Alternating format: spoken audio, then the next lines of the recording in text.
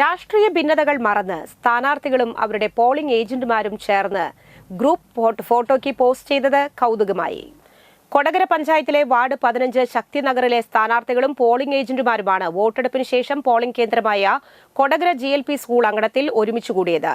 വാർഡിലെ സ്ഥാനാർത്ഥികളായ Annie Wilson CPM, Biji Davis Congress, Simi Vikraman BJP എന്നിവരും വിവിധ പാർട്ടികളിൽപ്പെട്ട ഇവരുടെ പോളിംഗ് ഏജന്റുമാരും പ്രാദേശിക നേതാക്കളും പ്രവർത്തകരുമാണ് മത്സരരംഗത്തുണ്ടായിരുന്നത്.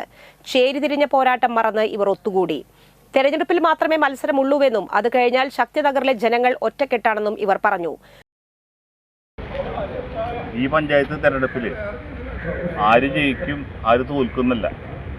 ഒരുപാട് കാലമായിട്ട് നമ്മുടെ ഈ വരുന്ന ശക്തിനഗർ ഉൾപ്പെടുന്ന ഈ വാർഡിൽ നമ്മൾ പഞ്ചായത്ത് തെരഞ്ഞെടുപ്പ് വരെയാണ് നമ്മുടെ രാഷ്ട്രീയം. അത് കഴിഞ്ഞ് നമ്മൾ ഒരേപോലെ ജീവിക്കുകയും അതേപോലെ തന്നെ പോസ്റ്റ് നടത്തുകയും ചെയ്യുന്ന ഒരു സംഗതിയാണ് നമ്മുടെ നാട്ടിലുള്ളത്. ആ സ്നേഹവും ബഹുമാനവും അതേപോലെ തന്നെ എല്ലാ കാര്യങ്ങളും വെച്ചുകൊടുക്കുന്ന ആൾക്കാരാണ്. അതുകൊണ്ട് തന്നെ ഈ തെരഞ്ഞെടുപ്പിൽ യാതൊരു രീതിയിലുള്ള പ്രശ്നങ്ങളില്ലാത്ത ഒരു തെരഞ്ഞെടുപ്പാണ്. ഇതിൽ രാഷ്ട്രീയമില്ല. കാരണം എന്താ വെച്ചാൽ വളരെ സൗഹാർദ്ദപരമായിട്ട് ഇപ്പോൾ 3 സ്ഥാനാർത്ഥികൾ ഞങ്ങളുടെ തൊട്ടുപുറകിൽ നിൽക്കുന്നുണ്ട്. 3 രാഷ്ട്രീയ പാർട്ടിയുടെ പ്രതിനിധികളുണ്ട്. ഞങ്ങളൊക്കെ അത് എല്ലാം മറന്ന് കളിച്ച് ചിരിച്ച് തമാശകൾ പറഞ്ഞിട്ടാണ് ഈ തെരഞ്ഞെടുപ്പിനെ നേരിടുന്നത്. ആര് ജയിച്ചാലും ഒക്കെ ശക്തിനഗറിൻ്റെ വിജയമാണ്, ആര് തോറ്റാലും അത് ശക്തിനഗറിൻ്റെ തോൽവിയാണ്. അത് കാരണം ഇതിൽ യാതൊരു വിധത്തിലുള്ള പ്രശ്നങ്ങളില്ല.